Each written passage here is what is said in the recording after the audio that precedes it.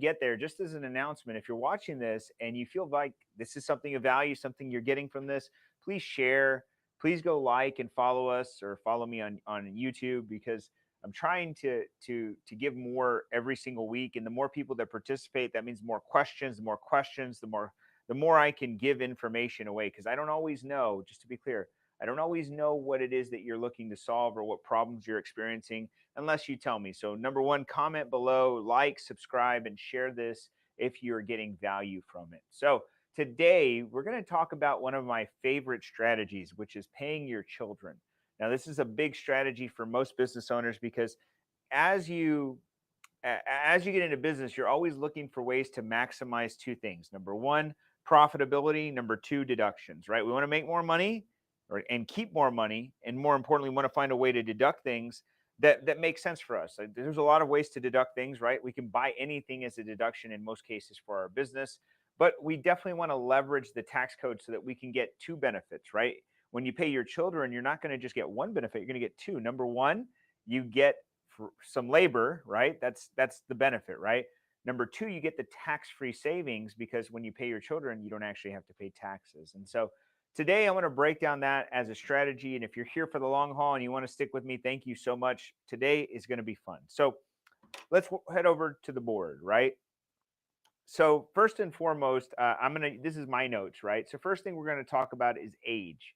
So we can have a debate here today on what it is, the age that a child needs to be in order to be on payroll, or to be paid. Payroll is a very loaded word. I'll get to that in a minute. So my recommendations is no younger than 6 years old. But if I had to pick a sweet spot, the IRS has stated that seven is really the number. Okay, 7 years old. Now, could you pay a child before the age of 6 or 7? Of course you could. However, they have to have some sort of reasonable activity that they could justify the pay or the compensation. So typically we can think of, let's say you sold clothing and you had a clothing boutique, and let's say you sold children's clothing. And let's just say your children are of the age of, let's call it 2, 3, 4, or 5, and maybe you sold clothing of those ages. Well, a model could be one of your children. Your children could sport the clothes. There could be pictures. You could use it for content. They could go live. Those are things that a child could do to create income for themselves, because now they're marketing, they're promoting, they're using and leveraging your business, and you're using and leveraging their talent. You see that I'm saying? Their talent and their skills become something that you can monetize. And so, in vice versa, they could get paid or compensated from your business. So, even though I'm going to use 6 is probably the minimum age, 7 is the ideal age plus, right? And actually, I should probably erase that, and I should say 7 to um, 7 to 18 years old is usually the years. Now, as they progress in age, you have to remember that they can do more and more things. So it's very hard, and we'll get to the amount in a minute. It's very hard to maximize this deduction the younger that they are. Just to be clear, it's very hard. I mean, a 5-year-old, even though he may be able to do a lot in your business, it's got to be fair and reasonable. So let's talk about that. So fair and reasonable, right? What is fair and reasonable? What activities could they perform in order for them to get compensated? So, typically a child, it doesn't really necessarily mean they have to have hyper, experience or skills. What they could do, a lot of business owners will have them clean the office, shred papers, take out the trash, clean the bathrooms. These are just minor things, but it could go as advanced as, delivering packages or assembling things or printing things, depending on the nature of your business. There are activities that they could perform, right?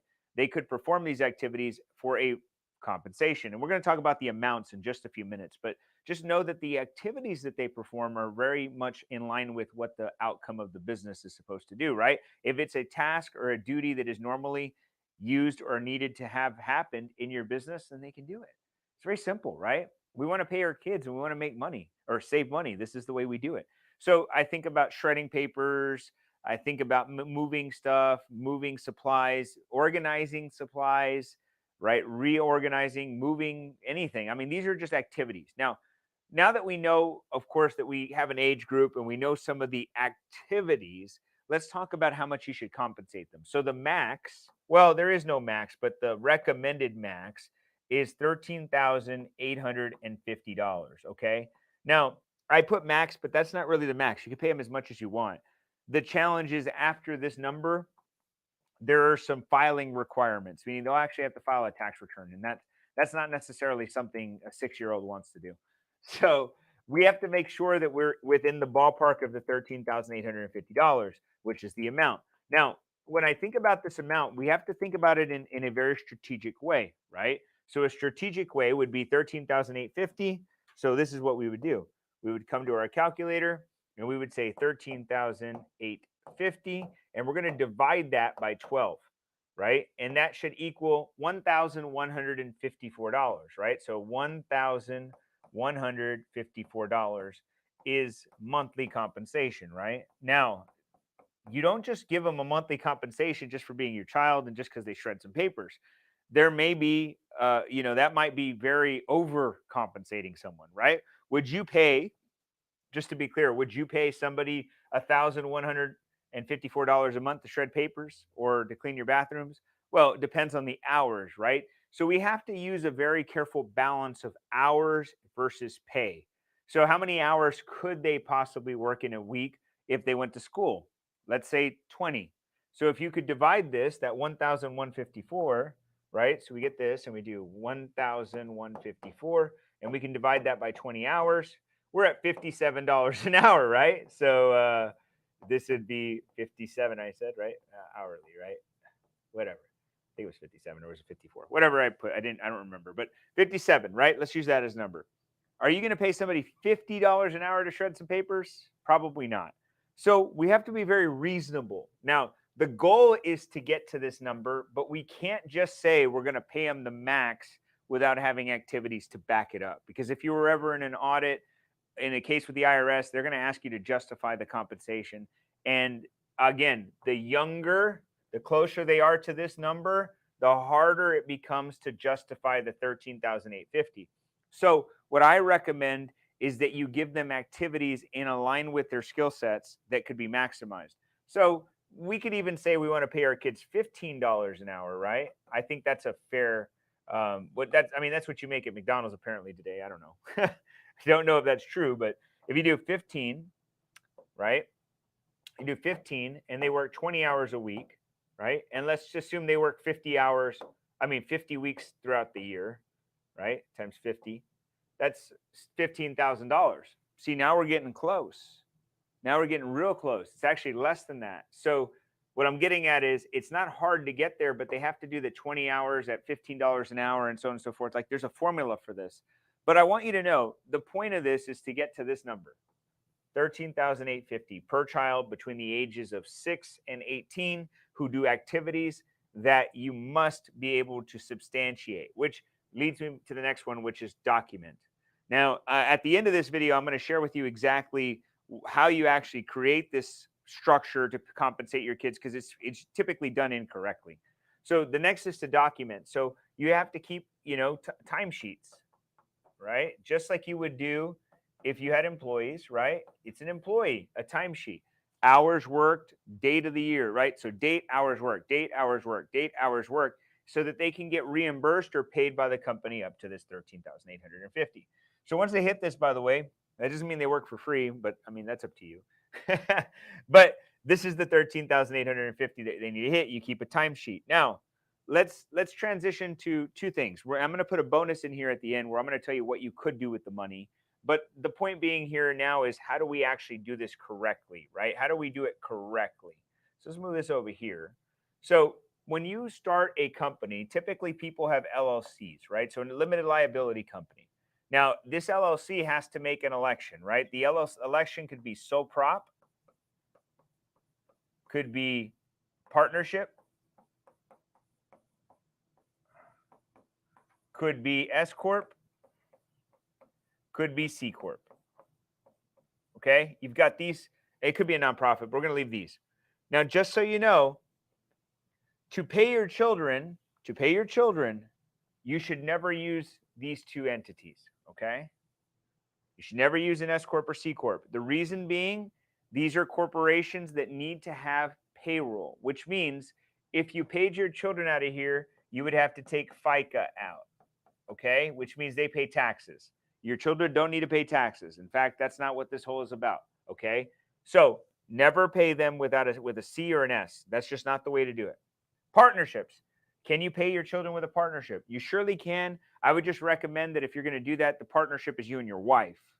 Because if you have another partner, they may not be in agreement with you paying your child and they're not getting their child paid, depending on age. So this is a maybe, okay? This one's a maybe.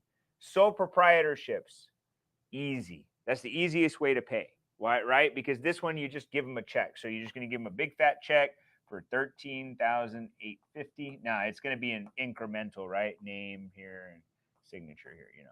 So the point being is sole prop, just pay them. Partnership, maybe if you're married, that'd be great. These two, you never pay S corp or C corp.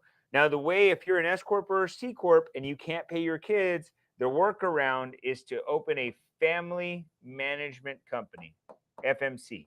Now, that family management company is what's going to now pay your kids. So your S corp will send down dollars in the amount of $13,850, and it will fund your family management company, and then your family management company will fund your kids. That's how you structure this. You never pay out of the S and put it as a C. Do we have any questions? I might probably have inspired some questions. Nobody likes questions today. Nobody likes the topic. Nobody's got kids or love their kids. Okay, so with that being said, let's now talk about what they could do with the money. All right, let's move that down right there. Cool. If you have questions, just put them in the chat. So how to invest the money, right? Payroll for kids, kids pay. We're just going to call it kids pay, right? This is the question, right? What do I do with the money? Are we good with questions? You got one? Oh, okay. 1099. That's good. By the way, in the payroll summary, you don't actually need to 1099 your kids. You don't 1099 them and you don't W-2 them. They're not necessarily, household employees don't need those things. So you have to, or I'm sorry, not household, that's a technical term. Your children don't need to get those two things. So it's not a 1099, it's not a W-2, it's through your either your family management company, right? A direct payment, or through your sole prop, a direct payment. That's all it is. And on your tax returns, you're just going to notate it as other services. I think that's a technical term, but I don't remember. There's a term that you need to put, and I can't remember off the top of my head, but there's a term you need to put. Actually, I might even have it in my notes. Is that the only question we got? Oh, yeah, let's go with it. What do we got a question on? No, as long as they're your child. As long as they're your child, like biological or adopted, or you know what I'm saying.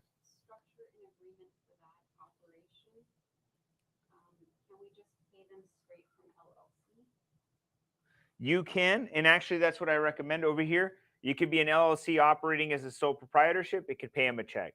It could be a partnership, husband and wife, pay them a check. Well, it doesn't even have to be a check. It could be a transfer inside of the bank accounts. S corps, no payment. C corps, no payment. You don't pay them there. You actually send the money to your family management company, and your family management company will pay your kids. Good question. Yeah. I already paid mine out of company. I didn't do taxes. Can I remedy this and start an FMC? Yes, you can. However, what do you mean we didn't pay taxes? Because you're not supposed to take any taxes out of them. There's not supposed to be federal withholdings of any sort, nor is there Medicare or Social Security for children. You don't need to do that. Good thoughts. Good thoughts. So we have another one. Yeah, go ahead.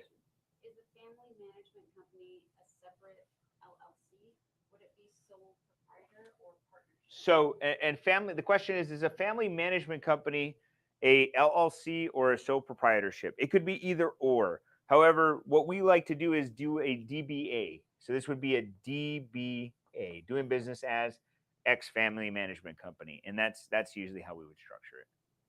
And how about grandchildren? Grandchildren can also be paid. That is 100% correct. So another question. Could that be the same for a parent working for an LLC? A parent working for an LLC. I don't know what you mean. You would want. I'm not quite sure. I'm not quite sure what that means. A parent working for an LLC. I'm not sure what that means. LLC sole proprietor here. So do I create them a bank account and give them a check, or transfer the money based on hours Okay, cool. So how do we use the money? This is good, right? So let's say you wrote your child a $13,000 and $50 at the end of the year for the work they performed. Good job. Okay. Now, when they take the money, what do you do with it, or where do you place it? First, you could put it in a bank account, right? And you could either do the bank account. Usually, kids can't open a bank account, so there's like a joint or a guardianship account. Most banks will allow you to do that. So it'd be your name and their name in trust of or something of that nature. So you could just deposit in the bank. Next, you could also open a 529 plan, right? Which is for a child's savings that go to uh, college. You can also do a Roth IRA. You can fund a Roth IRA. You can also just put it in a high yield savings, and that can be there for their kids, right? All of these are ways to put the money. I know some parents who use that as the allowance. So what they do is they put the piggy bank of 13,850, and every month they now get that money back in return at some point, either for their clothes for school or for their spending cash or whatever that may be. I hope that answered the question, how you fund it or what you do with it. What else you got? Any other ones? Any other questions? Share this. If you guys like this stuff, please share. Please, please, please. Like, go onto your social media platform and say, go watch this video. This would really help us. Please, please. I'm trying to spread the word that the education. I want to help you keep and grow your money. This is a great strategy to do it, and I don't want anybody to miss this. There's a lot of people out there that need this advice, but don't know how to do it, don't know what to say or who to ask. Let me help. Please share, or like, or subscribe. All right, what else we got? Okay, cool. So when we fund these accounts, right? So we got 13,850. We put it in a bank account, which could also be a high yield savings account, which could be a Roth. And if you can contribute into the Roth every year, this could be compounding so that when your child is, 20 or 30 or 40, they'd have a lot of money. You could also put it in a 529, which is a plan created to fund a child's college fund, and then just a regular bank account, whatever that may be for you. Do we have any questions on there? Thought we had one. No. Thanks for the video. We are watching. Yeah, we're watching from where? Yeah. No. It's okay. We are wanting to do with our 11-year-old. We have a mattress shop, and our daughter helps with some deliveries, marketing, cleaning our shop. But it seems to fit in all in 20 hours a month, but maybe 8 to 10 hours a month or so. She's homeschooled, so not sure how we can have her do more to justify the pay. Well, I would just make sure, by the way, even if it's a limited amount of hours, maybe some of those are skilled hours, right? Maybe it's things that she only knows how to do or could do. This would really help. So I would recommend that you just either, honest truth, we don't need to hit this number. Meaning, if the hours don't make sense, they don't make sense. I'm not trying to get you to be off or to commit some sort of fraud. If it equals to $10,000, that's what it equals to. But again, there can always be an activity, especially a mattress firm. I would imagine selling or a mattress shop rather, right? Delivering mattresses, checking inventory. Maybe she needs to test out every mattress every day, you know? She could lay on the mattress, tell you if it's nice and soft, make sure it's good for kids. Maybe she could model on the mattress, right? Like, this mattress is approved by kids, it's kid friendly, those kind of things, See what I'm saying? Someone puts her, can we have our children invest into real estate with the money? Yes. So you can actually take the money. Another one could be an LLC. You can fund an LLC bank account. Okay. And you could put them on the LLC, and then that LLC can then go buy real estate. So, yes, can be done. Or a business. Is this method valid worldwide or just in the USA? I'm not an expert in taxation across the world. U.S. tax system is what I know the best. So as far as I'm concerned, it is valid here in the United States under the U.S. tax code. Can we invest or put into a full life insurance or index life insurance plan? You guys are reminding me of things. So yes, you can fund an insurance. Typically, the insurance policy I would recommend has high cash value, not death benefit. So yes, you can do an insurance policy. That could be an IUL or some sort of infinite banking concept that are out there. You could do those things. I'd be very careful, by the way, when you set up when you set up insurance policies in general. I think you should be very careful. Really, being that the majority of life insurance salesmen, this is not to hate on them, but they're not they're ignorant. In ignorant means a state of unknowing. Okay, they don't understand what they're trying to do. Most of them are trained to get high commission sales rather than maximizing the benefits to the client. Just saying that based on my experience. Knowing that to be said, when you invest in life insurance, just make sure that you understand the outcome that you want, which is I want to pay as much as I can that goes towards cash value versus as much as I can to go to death benefit, because death benefit isn't as important when you're young. It's actually cash value because you can either borrow or leverage that in the future. And I should be looking at you. I'm sorry. There you go. All right. Any other questions? So do I just write off my kid's income as a business expense? Correct. It's other services. It's a service that you're going to be getting provided. It's not a payroll deduction or anything. All right. We got What is the cap that is payable to pay your child? 13,850, but if you had 10 kids, then it would be $138,500. You know what I'm saying? There's no cap. Obviously, this could be capped based on the income of your business. So if your business doesn't make money, this kind of doesn't really matter, right? Cool. All right. So let me just use this as an example real quick, right? So what we're doing, right? Let's just say my business makes $100,000 this year. This is what we're going to net. Then what I'm trying to do, let's say I have 2 kids. So I'm going to do right here. Let's do the math so we can see it. 13,850 times 2. That's $27,000. 27,700. So actually, let me. I'll just do this real quick. Oh, one. I got it right there. So we have 7. Okay, cool. So we're gonna make the. I'm just gonna do the easy math. 27,000, right? So here we are. We've got it to 73,000. Now my income is now 73,000 because I paid my kids the 27,000. So my goal is to get my income to go down, and this is a strategy to do it. Takes it down. Now I just rounded to 27,000. It should be 27,500 or whatever. So just using the strategy now, the difference between here and here, what that is tax dollars saved.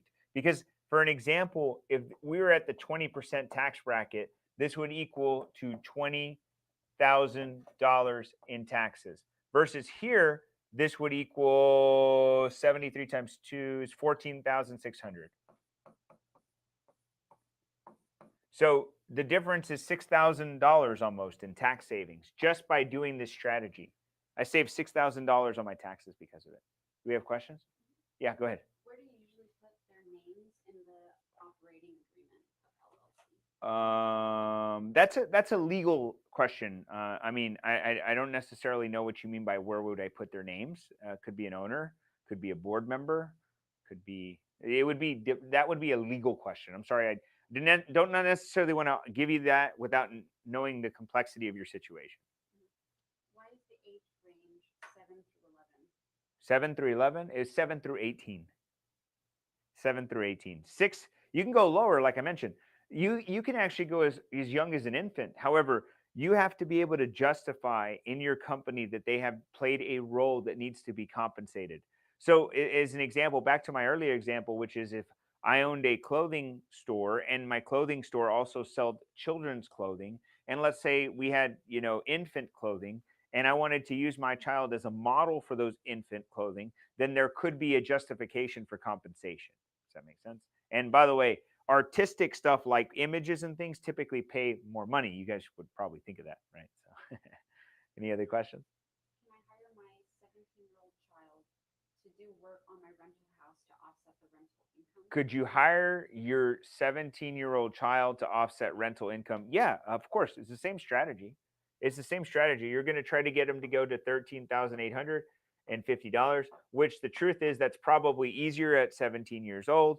And yes, it would offset. It's not offsetting income, it's reducing income, right? It's reducing income. So if the rental produced an income of, let's call it 13,850, and I had a $13,850 deduction, well, now I've offset my income. There you go. That was good. That was a good question. So you don't have to add them to payroll? No, if you actually add your children to payroll, it's because you're either doing an S corp or a C corp, and you should never do that because they don't need to pay federal withholdings, nor do they need to pay Medicare or Social Security. It doesn't need to be that way. You can either set up, if that's the case, set up a family management company so you can pay them. For those of you who are on Facebook right now, thank you so much for being here. I encourage you to go to YouTube. We're going to be cutting off the feed. We're going to do a private little event here for the Facebook. I mean, sorry, for the YouTube group. So YouTube and I'm sorry, Facebook guys. We'll see you soon. Okay, we can stop the stream. All right. So if you're here in YouTube, thank you for staying. By the way. So what questions do we have? Any more questions in the group? I can do some. All right. So I'm going to teach you guys a real cool thing, real quick. Right. So we want to talk about FMC, right? Family management companies. Now, FMCs are very important because the FMC is actually the tool that you would use if you were an S corp or C corp. Most people don't talk about this. So the way it would be structured, for an example, if I had an S corp, which most people do, okay, my S corp would then, and let's assume this is my 1040, right, which is my tax return. So I have an S corp, and typically the S corp reports my income on my 1040, so whatever's left. Now what I want to do is I actually want to side an FMC over here, and this could be a DBA or an LLC, a single member LLC or a DBA, and I'm going to call it the Perez Family Management Company. Now the Perez Family Management Company is going to get and receive $1,850 that is going to come from the S corp for services of management. So this is the management company. So it actually manages my S corp. It's a part of the management structure. Me and my children are part of this. We own this little company down here. It's a DBA or a single member LLC. I send these guys a bill over here. I send them a bill, and then they send me in return. They're going to send me the 13,800. Then what I'm going to do is I'm going to take it and I'm going to pay my little kids over here, and they're going to be real happy because that's where I'm going to pay them. So I pay them for my family management company. Now my family management company is going to report its income on my 1040 on a Schedule C. This is called the Schedule C. Okay.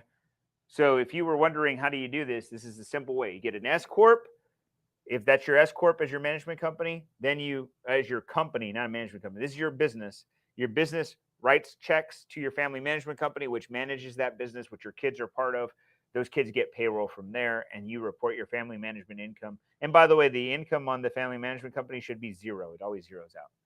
Do we have any more questions? Yes. Go for it. Do I need an EIN to pay my kids? Well, if you don't have a business, you would definitely need one. But this family management company should have an EIN. By the way, should have an EIN. So yes.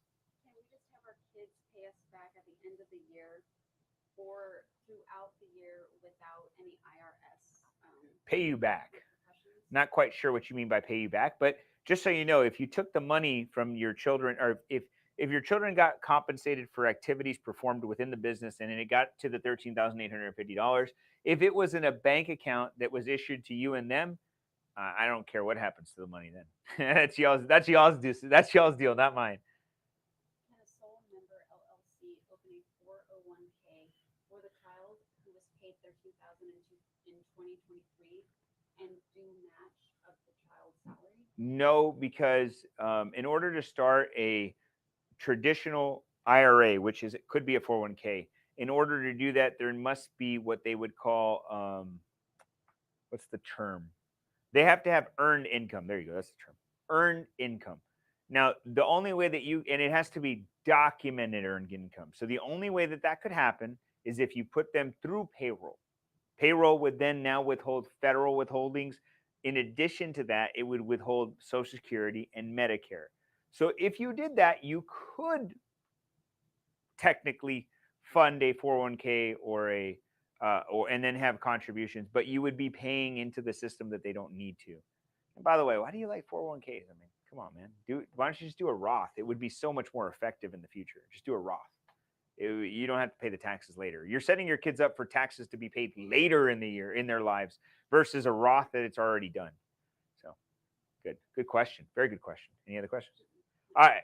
So family management company, if you had an S corp, which is your main business, you would start a family management company. If this was not an S corp, and let's say it was just an LLC single member, then I don't need this family management anymore because I could just pay my kids over here. Because that's what would happen. You would just pay your kids here. So real structured. I'm going to recap real quick, and then we're going to end for today. So if you guys got a lot out of this, and you feel like this is something that you could benefit from or someone else could benefit from, please share this with somebody. Like and follow and subscribe to our page because I would really like this. All right, cool. Oh, I was trying to get to this one actually. Stupid. Okay, so remember the age group for this is actually we just come over here. Let's come to the main screen. All right. So remember that in order to pay your children, you must have a clear definition of what their age and duties and responsibilities are. So typically, we like to see 6 and up. Seven's ideal. But knowing that we have 7 is the ideal number, I would say you can always go down as low as birth, but you have to have a legitimate method, a reason rather, for compensating them. That would be in more than most cases, it would have to be for modeling or I mean, that's the most common modeling, right? So if we have modeling as that, maybe it's for some sort of pictures, photography that would showcase either your product or service. Okay. And to be very honest with you, it'd be very, very difficult to get to the 13,850 unless they were some celebrity and they became some influencer on, I don't know, TikTok. Okay. So with that being said, it'd be very difficult. So 6 to 7, 7 typically is the ideal age, 7 to 18, which is really 7 to 17. And then in those compensations, we want to make sure we document and track the times, and then we use a fair and reasonable wage to get to it. You don't always get to $13,850, but if you can, congratulations. Then you are maximizing your ability to deduct it. Now, to pay your children, you want to make sure you pay them either through a family management company or a solo LLC, single member LLC. No S corps, no C corps, and if you do have S corp or C corp, then establish a family management company to pay them. Now the payments must be, given to them either into a bank account or some sort. It could be pulled aside. It doesn't necessarily matter because when you put it on your bookkeeping, you're just going to notate it as a other service. Now, when you get that money, what do you do with it? You could do several things, which I outlined over here. I don't know where I put it, but it was you could either do a high yield savings, you could do a life insurance policy, a 529 plan, a Roth IRA, because that can be contributed to. Could also invest in businesses or real estate. The money can go anywhere in any way. I honestly think if you were to put it into a Roth or a high yield life insurance policy, would probably be a very good idea for your children, especially with that number. So that is the summary of everything. I think I saw a question. What's the question, Priscilla? How much can the child put in a Roth IRA? That would be capped at the 6,600 or whatever dollars. I think it's 6,000 or 7,000. Whatever the cap is for 2023. I can't remember. Whatever the cap is, that's the cap. And then there was another great question. Can I pay my child to her account and she pays her own private school tuition and I write off her wages? She is my social media manager. So can I pay my child to her own account and then she pays for her own school? Yes. I don't understand what the benefit of that for taxes is because you're only getting the deduction for the child being paid. So not quite sure. She can do whatever the hell she wants to do with the money. And you can use it as well. As long as the deduction is for hours and services performed, it does not matter. Okay. All right, guys. So we've been going for about 34 minutes. Every Wednesday, it's Building Wealth live with David. Now, the reason this show has been formed is really to be able to give you ways to keep and grow your money and maximizing the deductions, credits, savings, and strategies so that you can keep and grow more of your money. Because I believe the more you can have, the more you are able to build your own economy. And if you like this content, you want more of it, please, I beg you, please hit the subscribe button. Please share and like this stuff. I put a lot of energy into this. If you can't tell, this is one of my favorite topics. Paying children. Most people are like, yeah, I want to do it, but they don't do it properly. They don't do it right. They do it seldomly. And I don't want you to get audited, but I also want you to make sure you maximize your tax savings. So if you like this stuff, please follow me for this and much, much more every Wednesday, CST, 12 CST every day. I mean, every Wednesday, I'm going all crazy. Every Wednesday, 12 Central Standard Time. You can join me live. You can bring your lunch. You can bring your friends. You can invite your friends over and have a party, whatever you want, your coworkers. Let's enjoy this stuff together. So I'm very thankful for each and every one of you. If you have more questions or comments, put them in the chat. We'll answer those as they come up. And I wish you a very happy and successful rest of your Wednesday. We'll talk soon, guys. Have a great day. Bye-bye. We off?